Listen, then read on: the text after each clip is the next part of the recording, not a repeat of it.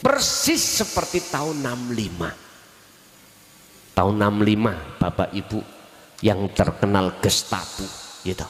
Berhubung sang penjajah gak iso masuk, mereka memakai orang ketiga untuk masuk dan memecah belah. Akhirnya apa yang terjadi? Para kiai-kiai pribumi, santri-santri dibunuhi. Lah ngoten kok? Sing bunuh ya wong pribumi dhewe padha Islami.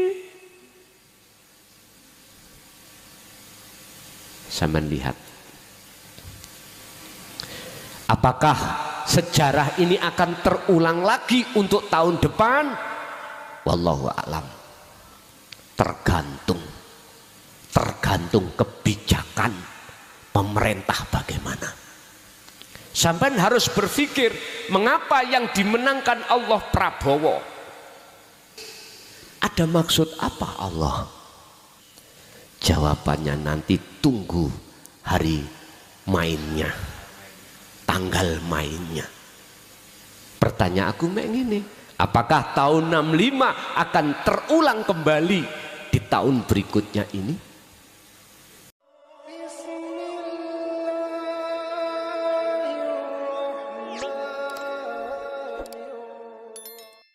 Assalamualaikum warahmatullahi wabarakatuh. Pemirsa yang dirahmati Allah, marilah kita sama-sama ikuti tausiah yang akan disampaikan oleh Hadratul Mukarram Romo Kiai Haji Agus Mukhlason Rasyid dari Mojokerto. Yang dimaksud ini wajah tu wajian iku ngeten.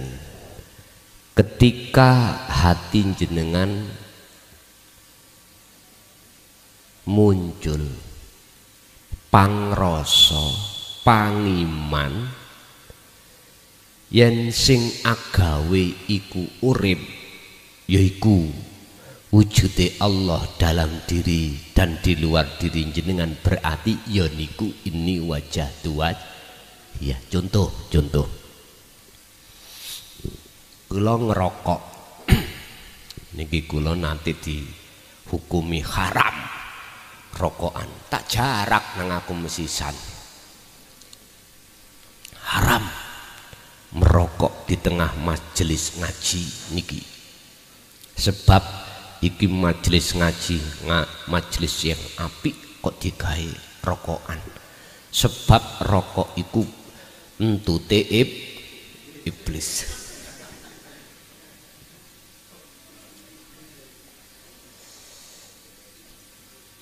Tak jarak nang aku tambahan rokokan. Contoh, ketika saat saya merokok,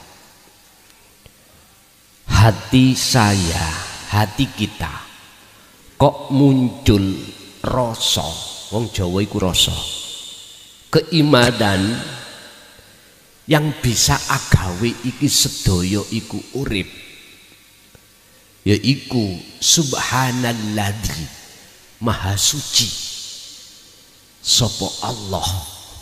Maka inilah maksud ini wajah tuwaj. Iya, sholat iku mang ibadah yang tidak murni. Saiki sing murni sholat. Kok ya sing muncul ati panjenengan iku pangrasa sadar kalau sing agawe sholat iku mung Gusti Allah wujude urip iki, maka itulah yang disebut ini wajah tuwaj. Iya. Ingat, inna sholati wa nusuki wa mahyaya wa mamati iku lillahi rabbil ngalamin. Sholatku, ibadahku, mati uripku iku wae Gusti Allah. Loh, ku hamba tadi kemana? Fana, loh hilang.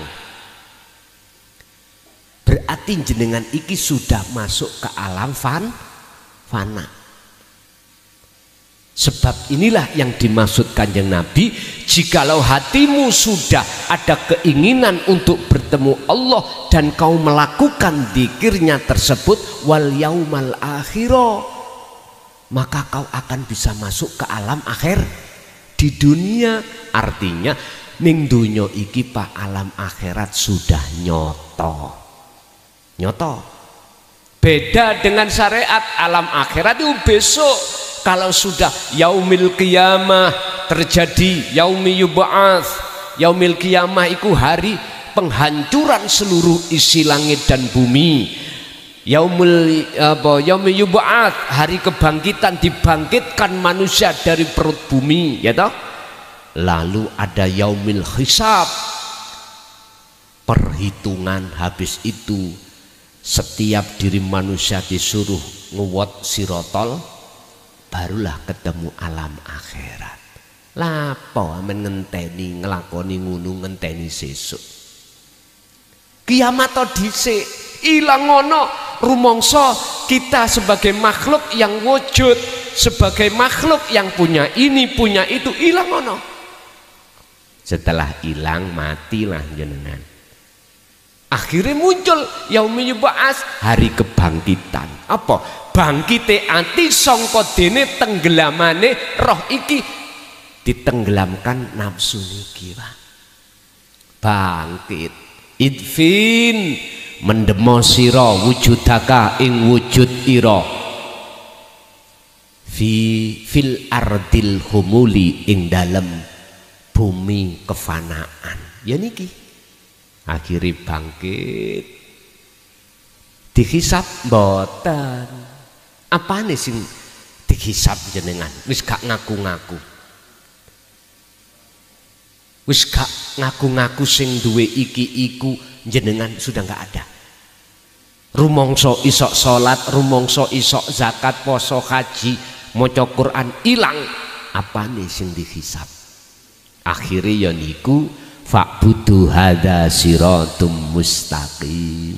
Jenengan iki hakikate wis ngliwati sirotol mustaqim, masuk ning akhirat. Wa dzakarallaha katsiran, ayate ditutup Al-Ahzab, percontohan Kanjeng Nabi mang, wa dzakara lan ilingo Allah ing Gusti Allah katsiran kelawan akeh. Ini balik runu maneh. Pun nikilah yang dimaksud ini wajah tuwaj. Iya. Yang kedua tentang masalah zikir. Di dalam Al-Qur'an 30 juz, Pak.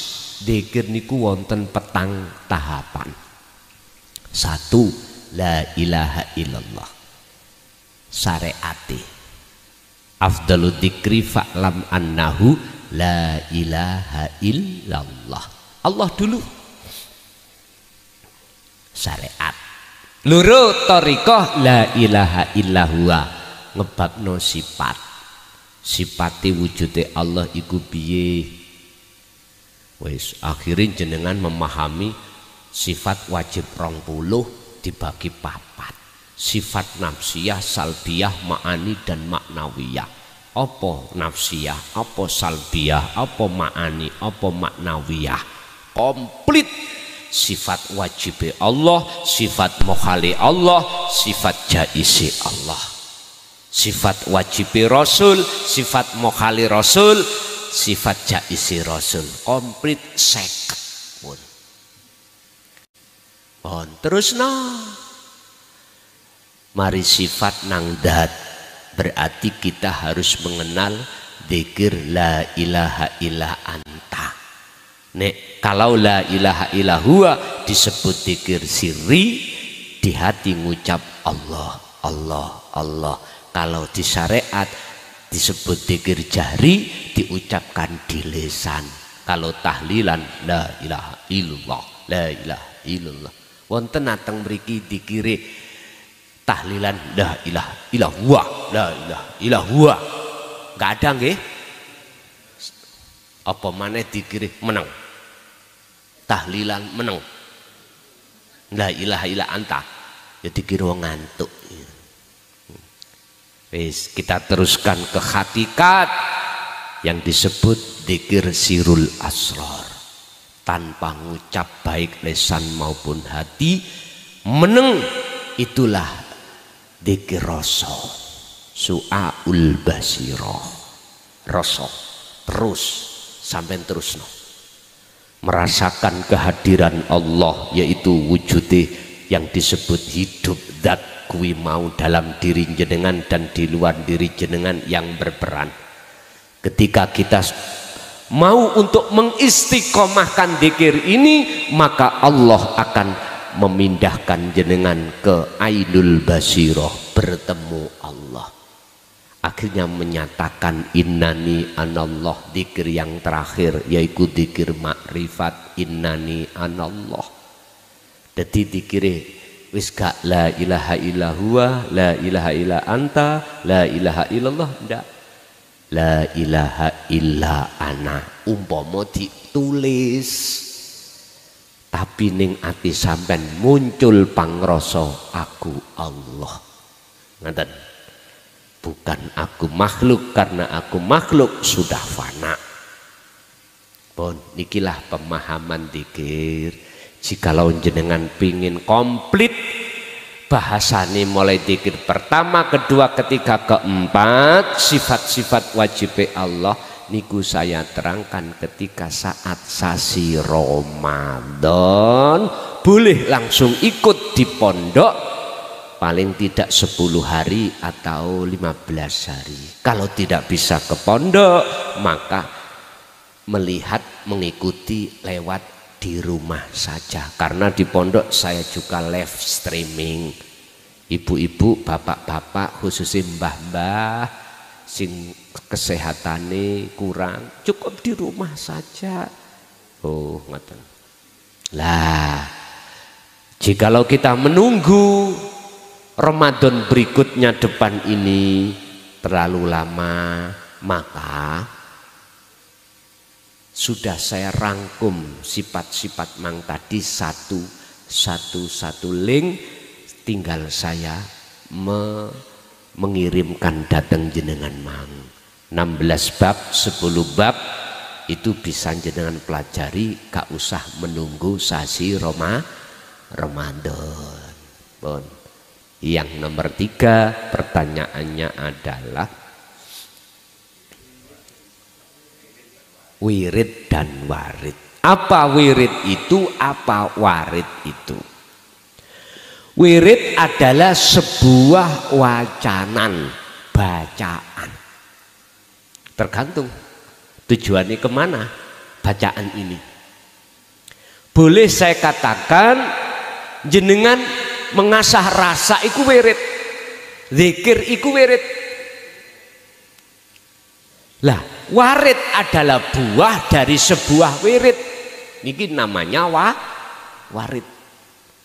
Tergantung jenengan niki tujuane wirid iki nang ndi. Allah akan memberikan buah sesuai dengan keinginan sampeyan. Tak wirid rek aku seweneng ngambek si A ben katut aku. Modal duit gak duwe, modali poso tirakat, iku disebut ilmu mahabbah. Dulu memang ngoten, Pak. Nggih. Ana arek wedok sing disenengi tapi ditolak. Dukun bertindak. Wirid, Pak, poso 7 dina. Ya toh? Terus banjur ngoten diwirid supaya dhek iku mang kuwi ora bakal iso turu kanthi nyenyak, kuwi ora iso bakal mangan kanthi penak nek gak kuwi tresno menyang Kang Mas. Disebut jenenge, Pak, dap leh delalah kuasane Allah. Wirid ikut akhirnya berbuah warid, mahabbah namanya. Akhirnya jenengan wong wedok nyeleleng nek gak ketemu Kang Mas. Masya Allah. Nah, hati-hati Bu, sampai sekarang isi ono ilmune tapi wis tak pendem, gak oleh ditokno, mboten angsal. Karena kita imannya tidak terhadap terus Nabi Ibrahim, tidak beriman terhadap rembulan atau matahari. Lah, jenengan kula aturi dzikir tadi iku disebut wirid tatkalane jenengan terus asah. Apa warite? Makrifat. Niki lho mengke. Wa may yattaqillaha yaj'al lahu makhrajan. Surat At-Tolak ayat 2 kalau enggak salah. Punggelane ayat 2. Sing sapa wonge estu astine atine takwa menyang Allah. Takwa iku ilmu amal istiqomah, jenengan terus istiqomah dikiri tadi ya toh. Makhrajan yaj'al lahu makhrajan. Allah akan membuka mata hati sampean masuk di dalam alam fana.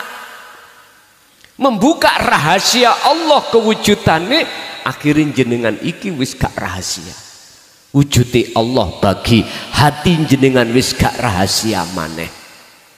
Walaupun bagi orang lain itu masih gaib, Allah itu masih rahasia bagi orang, tapi bagi jenengan sudah tidak rahasia. Wis ta Pak, ning gunung ngelmu apapun terkait rahasiane Allah dibuka, digerojok ning ati sampean. Nggih niku wau Pak, isine jero kekep wau lho sing disimpen Mbah Buyut sampean ning Pogo ta itu Pak asline. Tapi gak dijelasno ngono. Wis isyarat sedaya para masayih dulu, romo-romo dulu gitu. Makhrajan dibuka, ibarat sesuatu pintu yang tidak mungkin bisa dibuka itu pasti Allah buka. Artine apa? Iki umpami kalau artekno masalah, jenengan iki duwe masalah urusan dunya apa wae, wis seakan-akan angel dibuka. Apakah bab rezeki, bab perseduluran, bab masalah kerukunan, bab masalah sosial, bab masalah apapun, kuwi nek kepingin iku kebuka, ojo merasa dirimu sing buka. Mboten saged. Sing buka iku mung Gusti Allah. Carane jenengan kudu marek wa ilaihil wasilata. Mereka nang Allah lewat jalan apapun. Iki lewat wasilah, lewat dzikir sing kedah yang harus kita dawamkan, yang harus kita laksanakan. Yang tidak mengerti sikon, artinya sikon apapun harus kita lakukan itu. Udah nanti pasti Allah buka yang namanya pintu yang tidak bisa dibuka. Wa yarzuqhu min haitsu la yahtasib. Yaj'al lahu makhrajan wa yarzuqhu min haitsu la yahtasib. Apa jalan untuk membuka iku nanti datangnya tidak Anda nyana-nyana, sangka-sangka. Adi mak peludit yalah lho ngaten nggih. Jadi Bapak, wirid adalah sesuatu yang harus jenengan istiqomah no, dzikir tadi. Warid adalah buah dari sebuah wirid terkait masalah hati untuk ingin bertemu Allah, maka buahnya Anda niki namanya liqo. Waridnya liqo, bertemu Allah. Otomatis Pak, apa sing dadekno penghalangi hati sampai datang Allah, Allah buang, Allah bersihkan. Setelah itu bersih, maka pertemuan itulah terjadi. Sebab Allah sudah manti-manti wala yusyrik bi ibadati rabbih ahada. Aktivitas apapun hatimu jangan pernah ada selain Allah yang berperan. Barometer ukuran hati dikatakan tersesat atau tidak cuman satu Pak. Kalau disebut hati tersesat, manakala hati ada iman selain Allah, selain urip sing berperan. Ini berarti secara kacamata hakikat itu tersesat.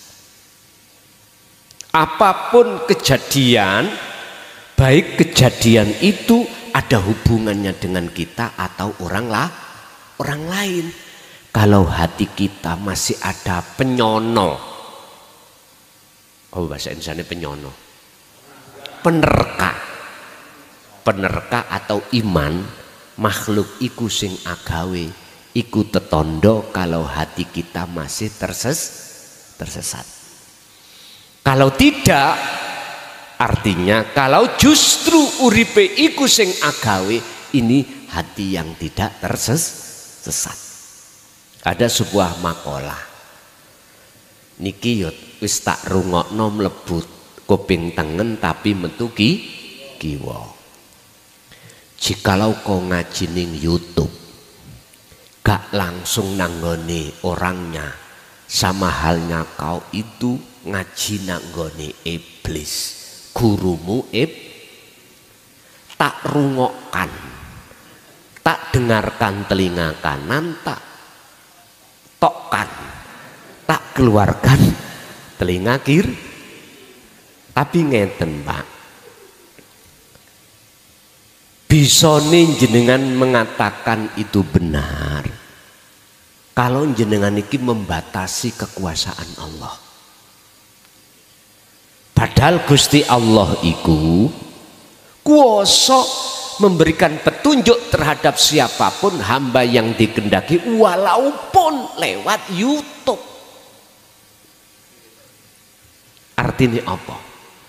Gusti Allah ya ana YouTube. Coba kalau tidak ada wujudnya Allah, saged ta YouTube iku muni? Mboten saged. Gak harus ada ning ngone makhluk figur seorang manusia, ndak. Niki iso nrimo nek umpama jenengan iki ning ati ana pangrasa terhadap urip lho Pak ya. Baru lah nek mboten ya mboten. Jadi makalah iku benar miturut syariat supaya jenengan iki morong goleki wonge dengan membawa gula kop. Akhirnya lah ngono nggih. Lho nggih, cek pengikutnya banyak. Nek menurut aku Pak, satu pun banyak. Ayo sampai tuku kewan banyak, siji lah ya Pak. Sak lapangan yo padha mawon. Bagi saya ya banyak. Wis. Jadi mboten Pak, mboten tersesat manakala dalam hati sampean iku sudah mempunyai prasangka atau iman sumber kabeh ku saka Allah. Nek ati sampean iku ndugi makhluk, sumber keterangan ini terus jenengan melakukan ya nyun sewu. Ya ikilah sing terus ayat tadi masih melihat samsa wal komar, komaro wal samsa niki dereng ini wajah tuas. Iya, jenengan lewat mimpi atau lewat tidak mimpi langsung sama. Semua kejadian apapun baik di dunia kasunyatan maupun di dunia kasaf ada mimpi bigori aklin, ada kasaf yang tidak mimpi biaklin, sadar dan tidak sadar. Itu sama. Sing penting hati jenengan iku tetep lungguhe niku mang hanya pada ilahun wahid, Tuhan yang Maha Esa sumberi. Ini enggak tersesat pun. Aman. Pun. Selanjutnya, pertanyaan selanjutnya, kenapa memang Pak? Kanuragan. Pun Pak, nyun sewu. Kanuragan itu lah basa Jawa toh? Atau disebut ilmu kesakten. Basa kitabe ilmu karomah. Wis, di luar nalar akal. Nyun sewu. Kalau kita bahas tentang ilmu kasaf atau ilmu karomah itu macam-macam. Ada ilmu yang harus diwiridkan untuk bisa sak jangkah nang Mekah. Nggih. Ada sebuah ilmu yang harus diriyadoi, dipasani, diwiridkan untuk bisa berjalan di atas air. Kan mboten masuk akal. Ada lagi ilmu kanuragan itu nggih dibacok melorok, dibedil mingsil, ditembak laka-laka. Tapi nek kenek bokonge wis anyep kabeh hati sampean. Nyun sewu. Nek bicara tentang masalah ilmu kanuragan, buka ning nggone kitab Mambaul Hikmah. Gudange teng mriku. Tinggal sampean dijek notok terus dilakoni. Lah semuanya ini ternyata endingnya itu masih ke makhluk. Makhluk. Alam mukhadoroh kasunyatan ini, alam mukasyafah di luar akal. Ini semuanya masih kesebut wal qamara wasamsa. Bun. Tapi di balik itu semuanya ada yang namanya maqam musyahadah wal yaumal akhirah. Bagaimana caranya jenengan bisa masuk ke alam musyahadah atau alam kefanaan dari makhluk atau alam akhirat? Kuncinya mung situ yaiku dzikir. Sejatine dzikir. Oh niku tok. Dalam surat Al-Maidah ayat 35 kalau tidak salah, jenengan iki kedah mencari wasilah, jalan, akses untuk bisa masuk alam akhirat. Tengriku. Ternyata sampai jaga oyak-oyak sinau puluhan tahun ben mek sak wengi tok. Dadi sak umur sampai niki puluhan tahun mondok ngaji ya toh. Nyun sewu. Ketimpul sak wengi tok. Yaiku jenengan kedah ngertosi carane hakikati dzikir, sejatine dzikir iki. Nek iku sampean lampahi baru jenengan bisa masuk ke alam akhirat. Padahal iki Pak, nek digawe mondok ngaji puluhan tahun. Estu ngentekno beras pirang kilo, ngentekno waktu berapa tahun. Wes. Sebab mohon maaf proses ini nggih kula jalani. Ternyata pludit wadakaron kathiro. Ngoten. Ngerti pludit nggih? Jeketek. Apa bahasanya jeketek? Ternyata kesimpulannya bundelan di sini. Pun ngoten kitab sak lemari ku koyok-koyok mboten kanggo. Sing dulu kita itu belajar jaidun qaimun. Masya Allah. Mak pludit. Lah jenengan pun sepuh-sepuh ini apa ya mungkin mondok maneh. Koyok masa-masa umur 18 tahun kan gak mungkin toh Pak. Kowe langsung ae di kak paringi intine tes pun beres. Gak lalio apa gak lalio. Ternyata pada akhirnya semuanya itu ditinggal. Jadi ilmu kanuragan ini jikalau tidak disarengi pengertian dzikir sirul asror, kita masih kegolong hati yang tersesat. Tapi jikalau jenengan sudah paham, punya akses untuk masuk ke alam akhirat, jenengan nek umpama belajar ilmu kanuragan, yo rapopo, tidak menjadikan jenengan kalih kula niki tersesat. Sama dengan kita waktu ning dunya melarat Pak, pingin sugih, pertimbangannya karena anak masih membutuhkan biaya pendidikan. Piye yo amriye kita itu dicukupi kabeh. Pun surat At-Tolak ayat 2 dan 3 dibuka. Wa may yattaqillaha yaj'al lahu makhrajan wa yarzuqhu min haitsu la yahtasib dan seterusnya. Intine setiap saat dan waktu, bahkan setiap detik atimu ilingo nang Gusti pun. Ya niku mbukake mengke. Tapi ojo sampai atimu duweni mempunyai menghadap kepada sukses dunia. Jangan. Nanti itu dengan sendirinya Allah sendiri. Cukup hati sampean iki berzikir itu. La tatruk ojo kok ninggalno sira adzikra ing zikir iki li adami hudurika ma Allahi bihi, senajano zikirmu belum bisa menghantarmu ketemu Allah, terus lakukan. Apalagi sudah ketemu, wajib jenengan jogo zikir iki.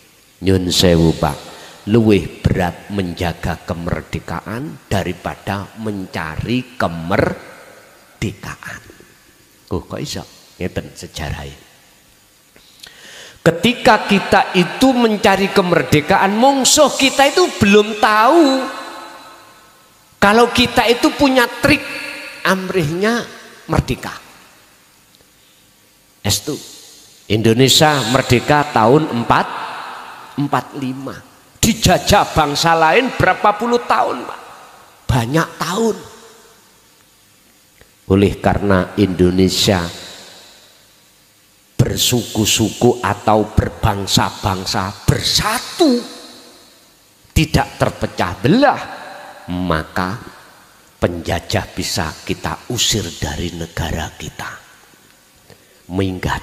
Padahal persenjataan kita jauh lebih modern dengan mereka.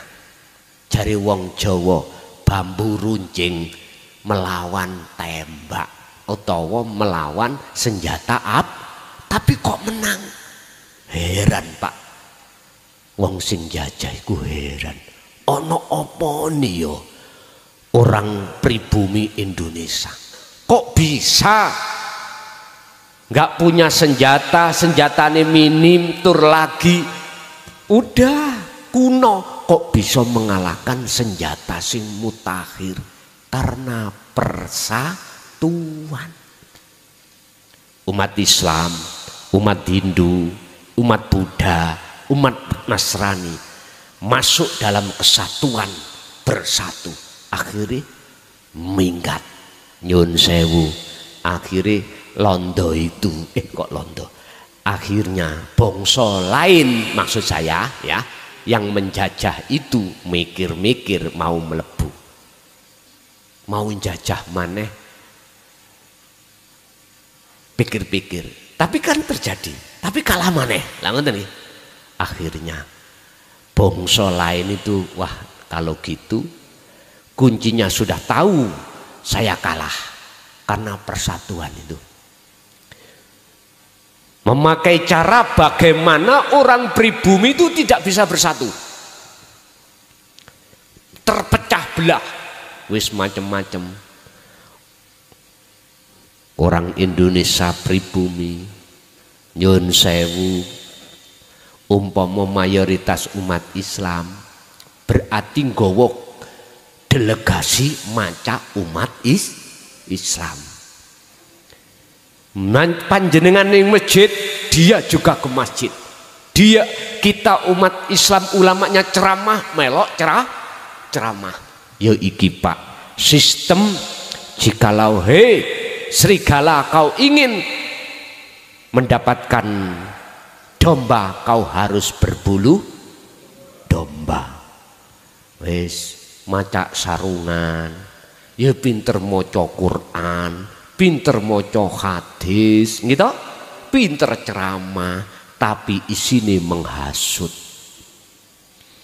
Akhirnya banyak di antara pribumi itu menjadi pengikut karena mengatasnamakan aku iki cucune Kanjeng Nabi, tapi mbuh bener enggak ya apa gak, kuwi nek gak nganut aku kuwi bakal gak oleh sapangat ya kualat mlebu neraka.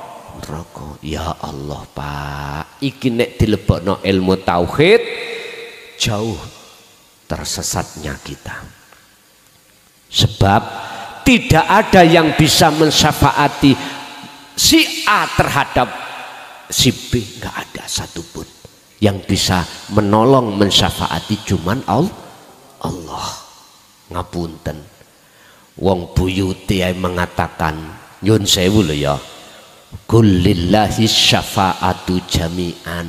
Rasulullah itu berkata Pak, bahwasanya syafaat itu milik Allah, bukan milikku. Ayo dibuka di dalam surat Az-Zumar ayat 44. Itu Rasulullah sendiri yang mengatakan syafaat ini mutlak milik Allah, bukan milik saya. Ngono kok ya wani sing ngaku-ngaku cucune iku ngomong aku iso nyafaati. Iku jenenge jare wong Jawa ngedabrus kaya entut berut.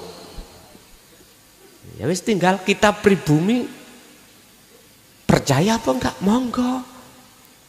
Ternyata banyak yang terjaring Pak. Loh inilah salah satu cara bagaimana untuk memecah belah umat manusia, baik dari agama maupun kepercayaan atau persatuan. Ya terpecah. Nyun sewu, ayo sejarah, ayo didelok sebelum ini terungkap, terbongkar.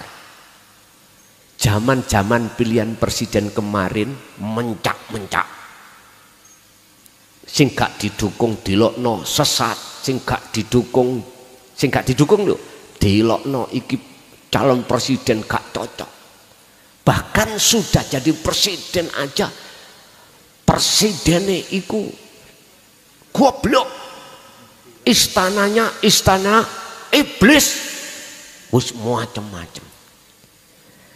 Bosok terungkap, tes ada yang melawan, terbuka toh. Kemarin ndi sing wani ngomong pas coblosan presiden itu dek wingi lho.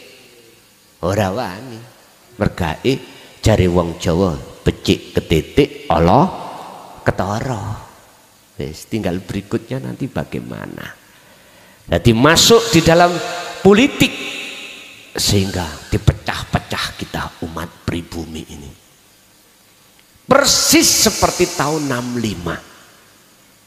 Tahun 65 Bapak Ibu yang terkenal Gestapo gitu. Berhubung sang penjajah gak iso masuk, mereka memakai orang ketiga untuk masuk dan memecah belah. Akhirnya apa yang terjadi? Para kiai-kiai pribumi, santri-santri dibunuhi. Lah ngoten enggak? Sing bunuh ya wong pribumi dhewe padha Islami. Sampeyan lihat. Apakah sejarah ini akan terulang lagi untuk tahun depan? Wallahu a'lam. Tergantung kebijakan pemerintah bagaimana. Sampai harus berpikir, mengapa yang dimenangkan Allah Prabowo kok bukan Cak Imin, Cak Anies? Ada maksud apa Allah? Udah, ini semuanya tidak lepas dari kehendak Allah. Semua ada maksud. Jawabannya nanti tunggu hari mainnya, tanggal mainnya. Pertanyaan aku ini, apakah tahun 65 akan terulang kembali di tahun berikutnya ini? Sebab kemarin sebelum pilihan presiden, sebelum lo ya, sudah mengikrarkan diri untuk perang. Nah ngerti toh? Jadi tetangga sebelah sudah mengatakan menabuh genderang peperangan. 'Masya Allah. Ya sudah. Padahal hal itu nek miturut tauhid illa ibadaka minhumul mukhlasin, orang yang tidak bisa diseret ke ranah ini atau termakan hanya mereka yang hatinya sudah bertauhid. Nek wis bertauhid nggak akan percaya, Pak, nggak akan percaya. Karena apa? Mereka menyeret dalam iman supaya memuja, memuji, menghormati terhadap makhluk. Gak akan percaya. Karena mereka hati yang sudah bertauhid, sudah kebawa ilmu sejati. Dia harus hanya ke Gusti. Ini wajah tuaj. Nyun sewu, Pak, tentang robitoh, tentang penghadapan. Ning Quran iku nggak ada satu ayat pun untuk mengarahkan ketika robitoh, ketika bertawajuh itu terhadap makhluk, nggak ada. Wis sing hafid, sing isok nemokno, monggo ayo didiskusikan. Tapi yang jelas sementara ini, selama ini yang kutemukan satu, ini wajah tuaj. Tentang penghadapan itu hanya pada Allah, bukan pada makhluk. Sekarang pertanyaannya, siapa yang membikin ulah ketika kau berobitoh, ketika kau bertawajuh, ketika kau menghadapkan hatimu ikut kepada gurumu sebagai mursyidmu, sehingga dengan begitu kau akan ke guruku, guruku ke guruku, guruku ke guru sampai Kanjeng Nabi. Ulah siapa ini? Saya sudah dikasih Allah tahu, tapi tidak boleh dikasih tahu pada yang lain. Cuman saya dikasih tahu, disuruh untuk mengatakan harus hanya pada ilahukum ilahu wahid. Quran kula oyak-oyak ketemu mung niki. Gak ada yang menganjurkan ketika tawajuh iku selain Allah, gak ada. Kan ada, Pak. Kuine Arabi tawajuh solo robitohmu iku fotoku tekeen ngarepmu. Kalau tidak begitu bayangkan wajahku. Sebab nyun sewu yang bisa menghantarkan kamu sampai ke Rasulullah iku aku. Sebab sanatku iku muttasil. Pak nyun sewu, mpun tersinggung nggih, iku ngedabrus kaya entut berut. Nyun sewu, saya juga korban. Puluhan tahun, Pak, saya korbannya. Mulai tahun 74 Luis, sehingga gelisah terus, kok begini yo, terus kemana yo aslinya untuk menemukan kedamaian jiwa itu tempatnya di mana? Akhirnya Allah memberikan petunjuk datang jenengan lewat Al-Quran. Ala bidzikrillahi tatmainnul qulub. Ingatlah, hanya kau ingat berzikir pada Allah lah jiwamu akan damai. Gak dijelasno dzikir sing yo apa ora. Akhirnya tafakur demi tafakur jenengan kali kula bertemulah ini wajah tu wajia itu. Jadi Pak, walaupun jenengan secara akal atau di luar akal kejadian apapun, jenengan tetap harus bilwadil muqaddasit tua, harus masuk di dalam lembah yang disucikan yaitu akhirat. Caranya jenengan kedah memegang dzikir. Jadi kanuragan itu bisa menjadikan penghalang, juga bisa menjadi tumpaan sebagai kendaraan untuk bertemu Allah. Nufus, anfus, tanafus, nafas. Petang perkara ngumpul jadi satu disebut sifat kalam. Kalam iku dawuh. Munculi dawuh iku tidak lepas dari nafas. Nafas sing kepriben, nafas yang bagaimana yang bisa menghantarkan hati itu sampai ke tajalli. Pun sampean tingali pucuke irung sampean.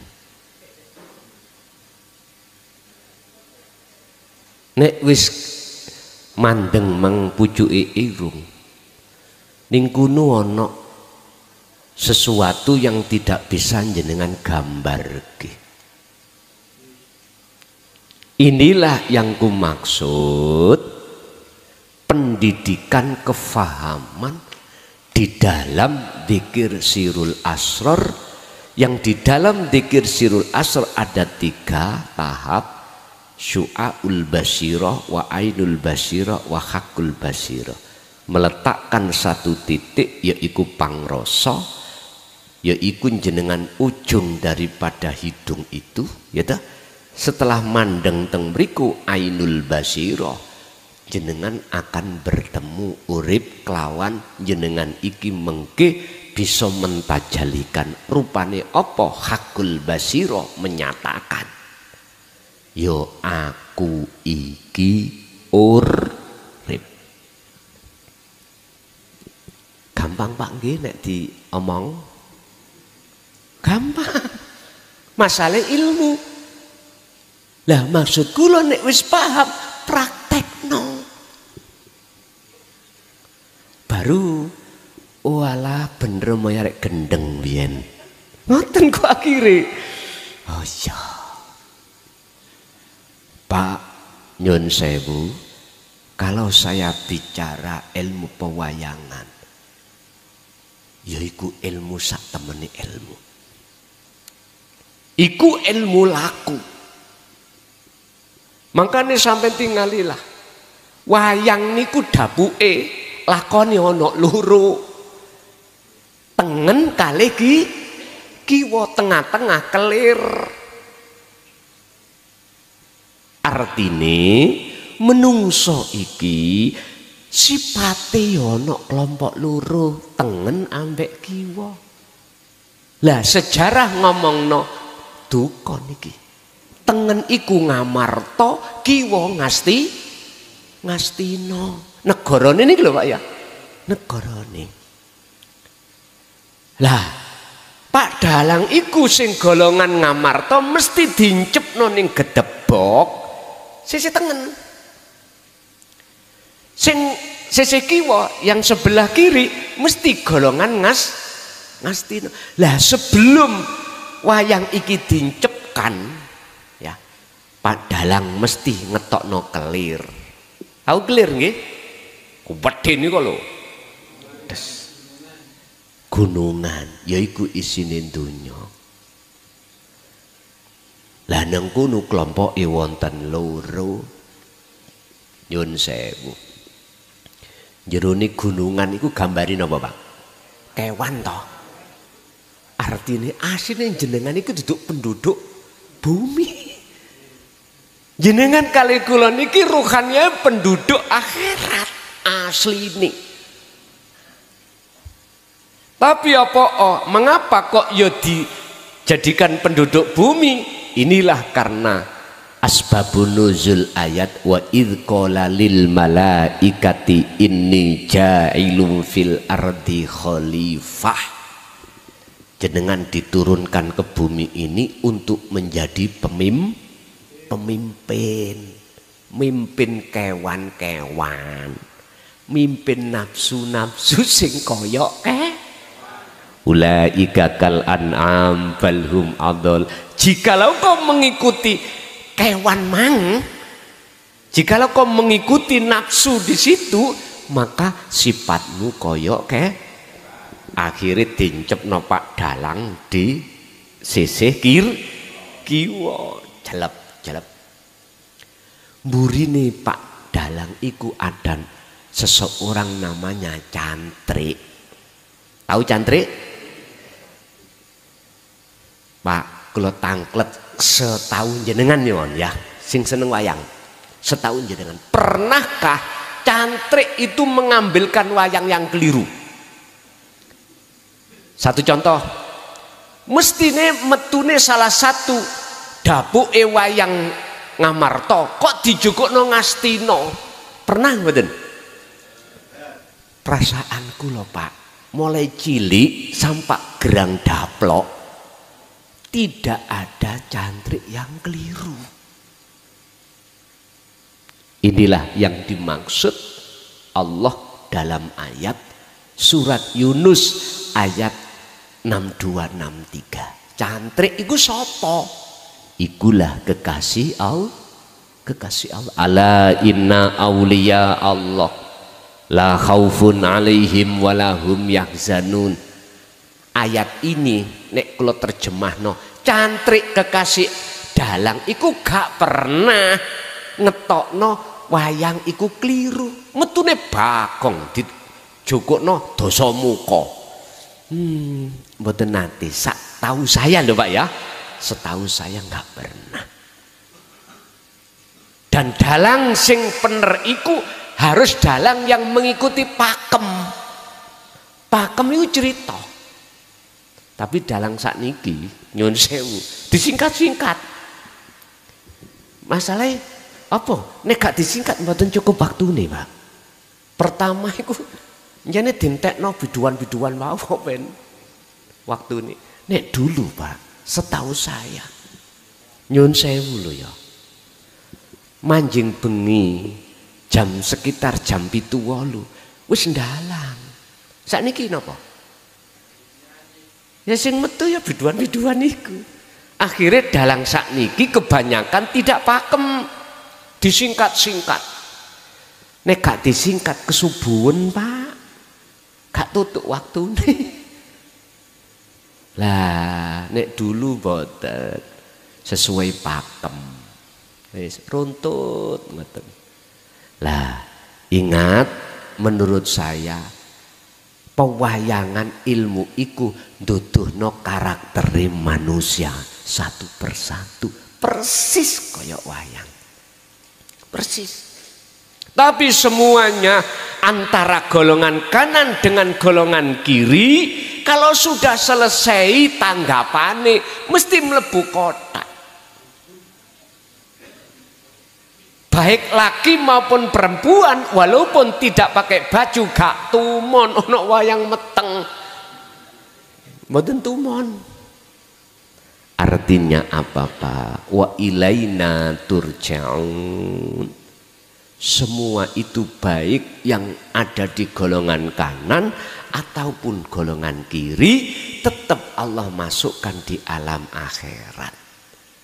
Entah teng mriku gelap atau nek cara surat Al-Baqarah 257 ini. Pertama, golongan kanan. Allahu waliyul ladina amanu yukhrijuhum minadz zulumati ilan nur.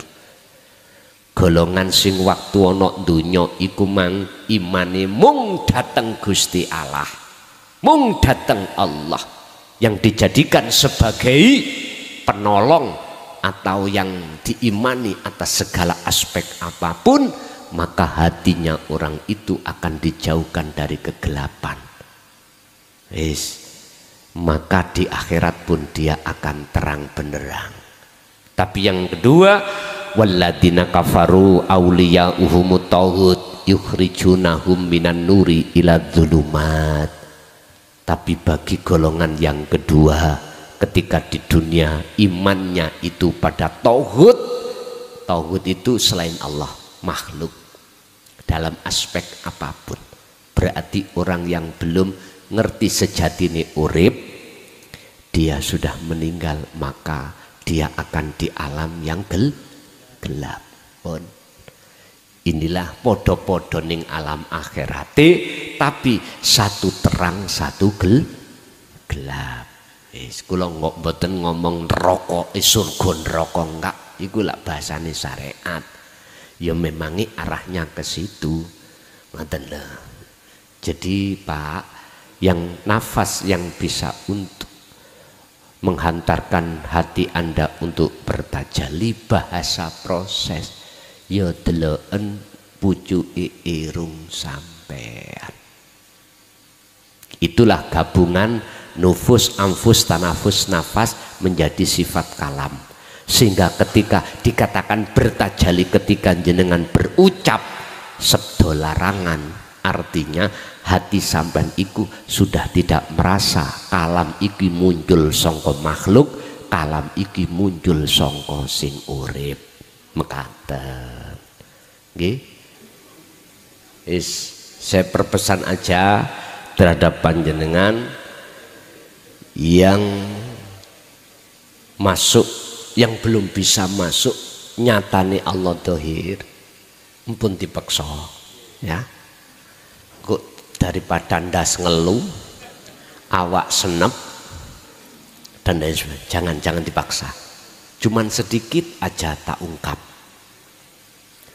Orang akan tahu wujud nyatane Allah dohir setelah tahu wujud nyatane Allah batin.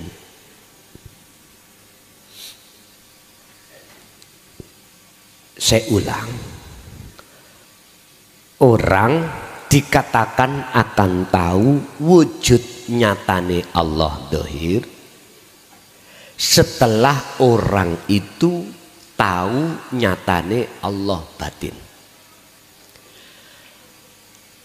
Orang yang dikatakan tahu wujud nyatane Allah batin, orang itu kehilangan orangnya.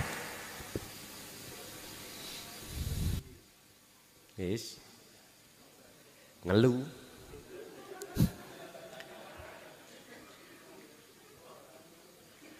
Arti kata lain, bukan orang makhluk itu bisa melihat wujud Allah batin, tetapi yang bisa melihat wujud Allah batin Allah sendiri. Wah, iki piye? Inilah maksud daripada alam fana tadi, memfanakan seluruh wujud nama makhluk. Kalau wujud nama makhluk itu akan hilang, sudah hilang dalam diri Anda, maka Anda tidak hanya tahu Anda siapa, bukan Anda makhluk loh ya, akan tahu wujud nyatane Allah batin lan dohir.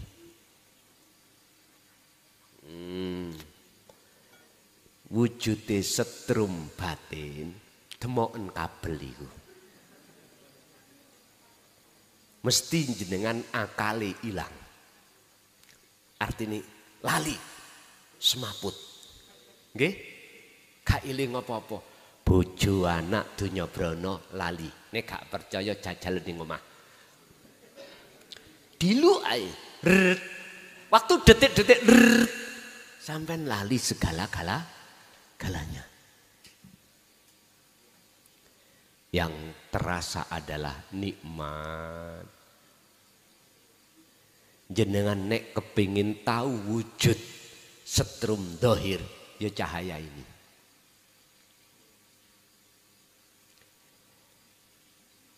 Nyun sewu, bukan panjenengan makhluk yang tahu terhadap Allah wujud batin dan dohir, tetapi yang tahu wujud batin dohir Allah sendiri setelah kefanaan jenengan. Itulah yang kumaksud amal arifun. Anapun utawi piro-piro wong sing makrifat, tondone adalah la yarawna li anfusihim sayi'an. Kelihatannya seperti dirinya yang melakukan, tapi dirinya tidak merasa yang melakukan. Bal yusyahiduna annal fa'ila. Balik yusyahiduna podo madep mantep nyawang. Sopo arif annal fa'ila ing sak temeni yang berperan.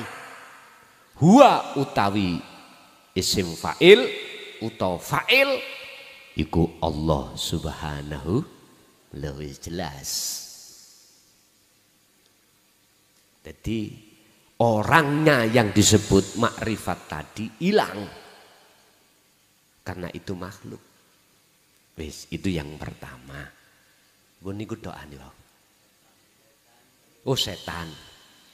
Apakah setan atau nafsu itu ya wujud? Bisa wujud, kelihatan wujud dohir. Nyun sewu. Kalau jenengan sudah kefanaan makhluk justru tidak ada. Tapi ketika saat proses untuk menuju ke situ, lah ini leres pak. Diwujudi iblis atau nafsu. Boleh? Kalau omong, mboten tersinggung? Oke. Alladzi yuwaswisu fi sudurin nas, alladzi utawi nafsu utawi iblis. Iku yuwaswisu bisii sapa nafsu apa atau apa nafsu apa iblis fi sudurin nas ing dalem pira-pira dodone menung yaiku hati. Lewat apa? Rupane minal jinnati wan nas, lewat jin, rupane wujud dohir lewat menungso. Contoh siapapun kita. Wis, kalau ngomong siapapun berarti mboten si A si B C ya, mboten menuduh si A si B si C. Siapapun kita, kalau mengarahkan iman seseorang terhadap makhluk, ikulah nyatane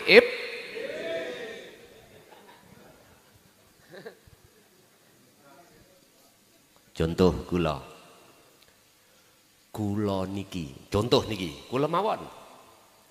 Saya itu walaupun gak nemen mancungi irung, ya, aku termasuk cucune Kanjeng.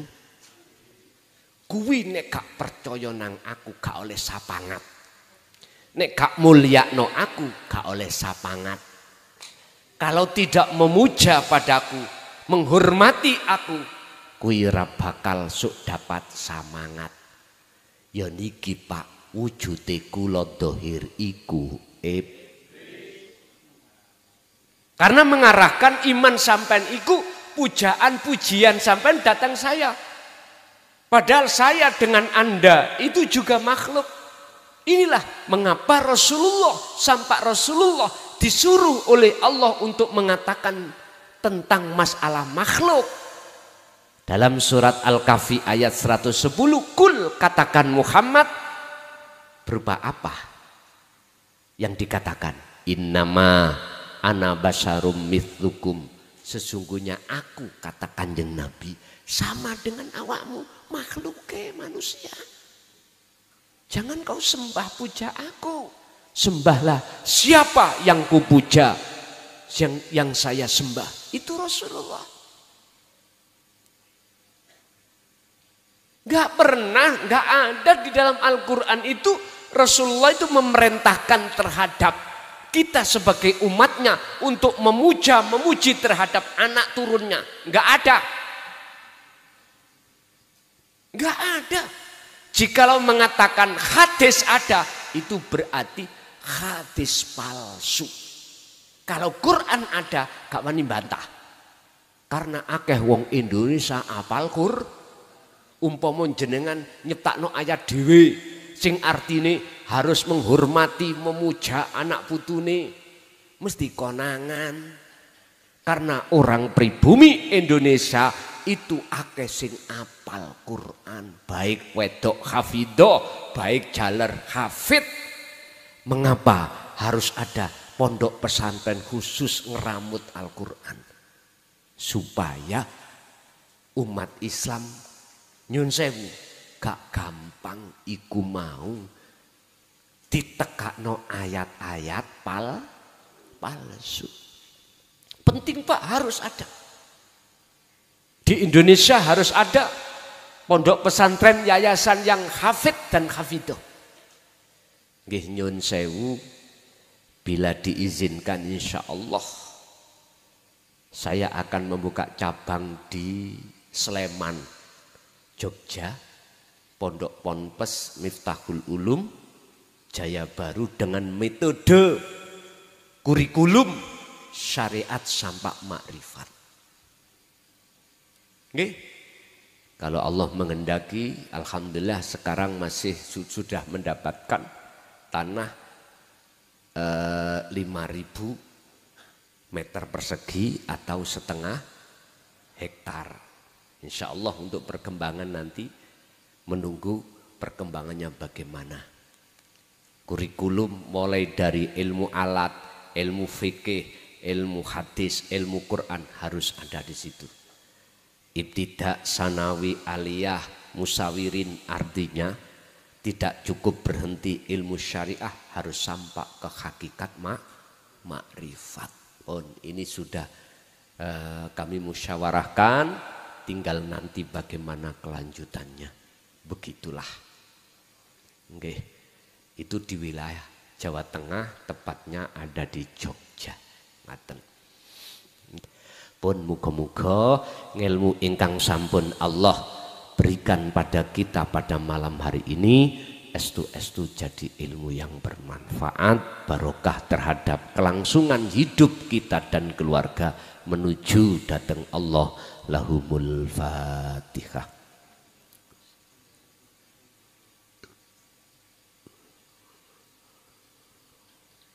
Awal sampai akhir barangkali ada kalimat yang menyinggung hati sampean, saya atas nama pribadi Mukhlason nyuwun agungi pangapunten.